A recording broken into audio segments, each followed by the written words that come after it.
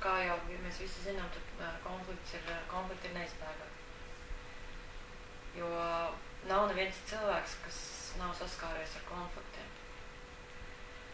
Kā tieši izvairīties, tādas metodas tā kā nav, vairāk ir tā kā cilvēkiem jāmēģina būt draudzīgākiem, atklātākiem vienam pret otru un jāmēģina rast jebkurā situācijā kompromiss, ko es uzskatu kā vienu no tādiem spēcīgākiem argumentiem, kā izvairīties tieši no konfliktiem, kad ir jārunā, jārisina, kad nav tā, kad ir samilzis konflikts un ka mēs no konflikta vienkārši izmantojam tādu taktiku, kā aizējam prom. Un konflikts netiek risināt.